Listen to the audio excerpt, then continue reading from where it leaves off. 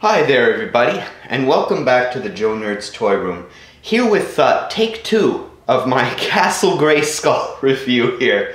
I gotta tell you guys, honestly, that this thing is killing me. I tried reviewing this already. The review was going perfect, but the features were not cooperating with me really badly, so I had to axe that one, and I'm starting over from scratch. So anyway, here we are, guys. This is Castle Grayskull, but for those who aren't familiar, this is the 2000X Castle Grayskull. The Castle Grayskull Mattel released in the year 2002. So it was a part of the 2002 relaunch of Masters of the Universe, when the Four Horsemen first really showed what they could do with Masters of the Universe. And they sculpted all of these beautiful figures that you see scattered here. Just to give you an idea of the scale of it in according with the figures that it was meant for. But I have a suspicion that the Four Horsemen had very little to do with the castle itself. Just because I find it's very underwhelming, as I think you'll be able to tell as you're watching this review, if you're not familiar with this playset. And I think it's really going to hammer home the idea or the fact that we really desperately need a new Castle Grayskull in the Masters of the Universe Classics line to really... Castle Grayskull is such an iconic and legendary playset, it cannot go out on this note. It has to have a better version of it made. Which is why I really hope that we have until November 12 now for the minimum order to go through on MattyCollector.com, and that's going to determine if we get a new Castle Grayskull for the Masters of the Universe Classics line. I'm just going to make a friendly bet here, guys. I'm wagering that it's going to go through. Everything is going to be fine. So anyway, I really kind of think that thermometer is just a scare tactic. I don't know what all of you out there think of that, but anyway, we're not going to get onto that topic. We're just going to be reviewing the 2000X Castle Grayskull. Now, I've wasted enough time jabbering. So what we're going to do is we're going to move some of these figures out of the way so I can show you its features.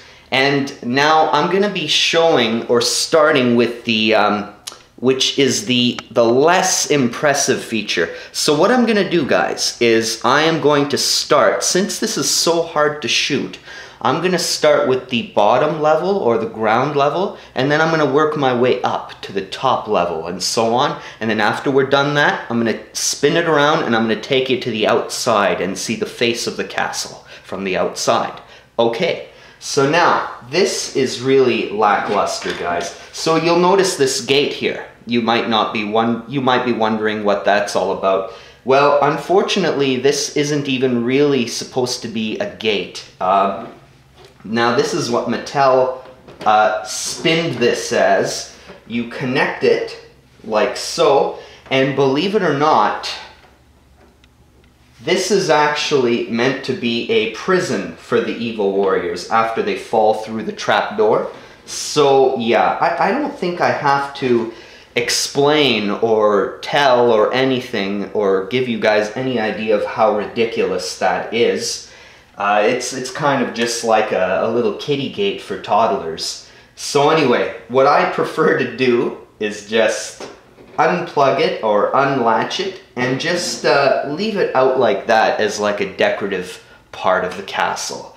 So anyway, you got that. And then here, I might as well zoom in a little bit.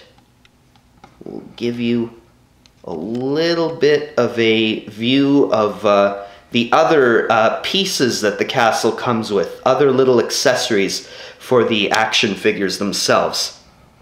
So, get out of the way. So here we go. So here we had a laser cannon. So this is you know, it's kind of a laser cannon, floor-mounted, ground-mounted laser cannon, kind of a more modern take on the laser cannon that was included with the vintage Castle Grayskull of our childhoods. And this one, of course, yeah, you guessed it, it's spring-loaded missiles. So anyway, but I'm going to show you that the neck, where it connects here on the laser cannon, is very weak on my sample. I don't know if that was the case with all of them, but I'm going to show you this just to demonstrate how weak the neck is that, well, it's actually holding now.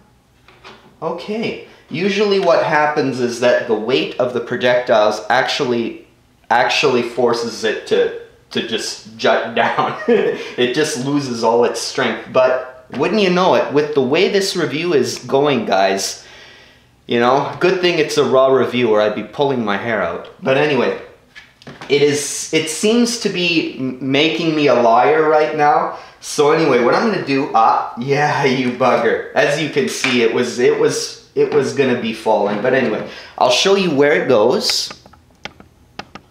It actually connects up here on the parapet. So what I'll do is I'll get it out of the way and just plug it in. So there we go. So that's that. Okay. So then we'll go back. So now, this is another feature that it had. Let's get all of these figures out of the way though. Alright, move Rami. So here we go. This here, as you can tell, you see, Mattel couldn't even give us a weapons rack for this Castle Grayskull, unfortunately. I guess the budget for this thing was all eaten up by the electronic feature, which I'm going to show you in a very short while. So as you can see, we have some sculpted, really, you know, fairly nicely sculpted accessories, and they're all original. They were never reused with any of the figures in this line, which is kind of a shame, because they're actually quite nicely sculpted. I think you can tell from here. But I don't want to eat up too much of this review with that, because as you can see, I think you'll be able to tell that already it's going a little bit long. So let's zoom back out. Alright, now I'm going to show you the electronic feature as well as the top floor. I'll show you both at the same time.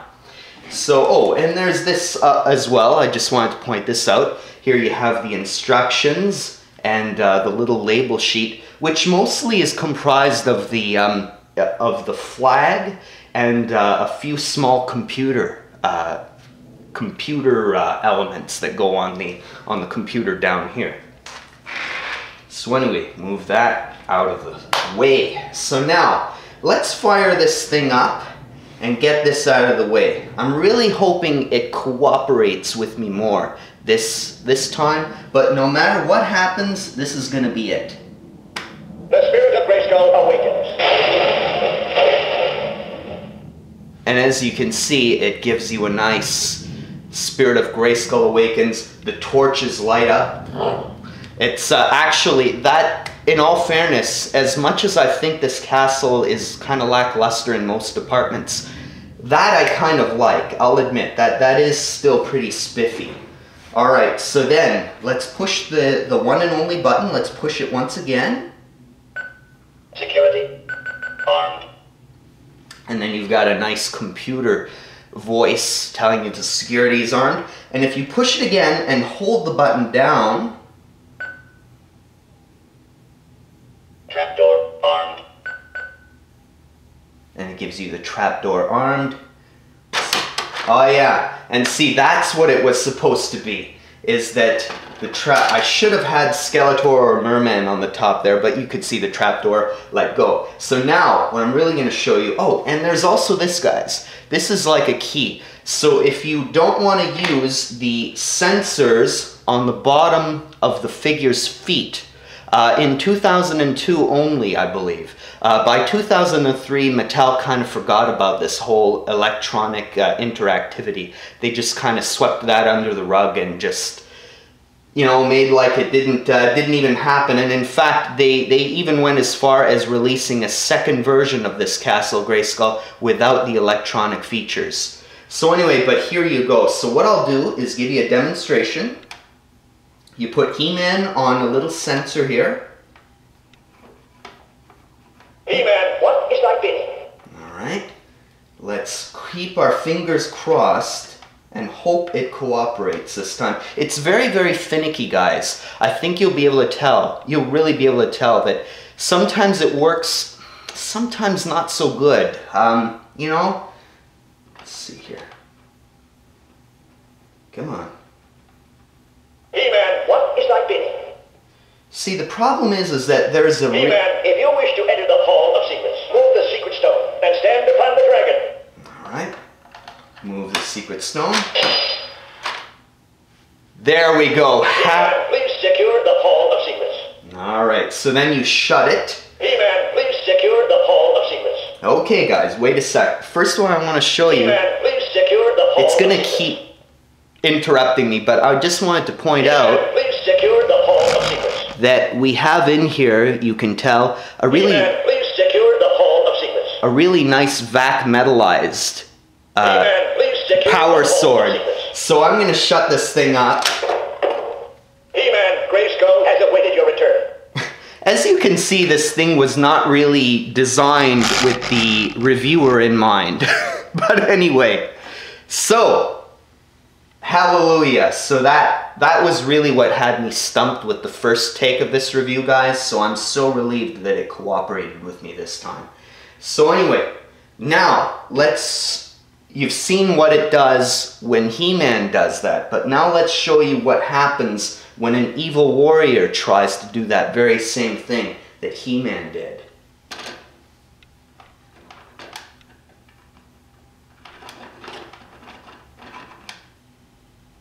Skeletor, if you wish to enter the Hall of Secrets, move the secret stone. Stand before the sword crest.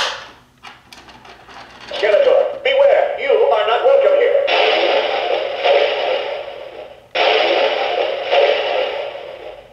Actually, it did something a little bit different there, guys. I think what it is that I was not fast enough to put Skeletor on the trapdoor, unfortunately. Let's try that again, because I did notice that the secret stone was in its unlocked, and it should have been locked. So what I'm going to do is I'm going to try that again, guys. Skeletor, if you wish to enter the Hall of Secrets, move the secret stone. Stand before the sword crest. Oh, it does tell you to move it, okay.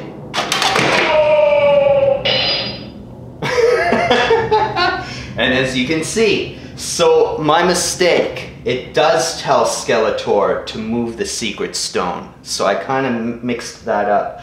But as you can see, the sound effect, the evil warrior screaming downward into the prison. That of course is that thing that I showed you earlier, but you know, come on now. So anyway, let's, done. So there we go. So now, what else can I show you about the interior? How am I doing for time? Actually, okay, I'm not doing so well for time. So what I'm gonna do, I think I've showed off pretty much all of what the inside is comprised of. And one other thing, guys, let me show you this too, in case you can't tell. One of the really main flaws of this Castle Grayskull is that it's gonna interrupt me here, but as you can see that the floor here and here is very, very tiny. There is like practically no place for anyone to stand on the other levels. Like you can stand a figure on there, but he's pretty much he's on there by the tips of his toes, you know, like as you can see there. So, you know, that's pretty weak too. So I'm sure that the new Castle Grayskull that we get, which I'm convinced that Mattel is going to give us. So anyway, luckily we're gonna get something a little better. So, you know what? in all fairness, guys, I'm really running out of time and I want to salvage this video because it went a little bit better. So what I'm going to do, I'm going to ask you to bear with me. I'm going to end it here and I'm going to come right back and give you a part 2 of this review of the 2000X Castle Grayskull. Thanks very much, guys. I'll talk to you very soon. Bye for now.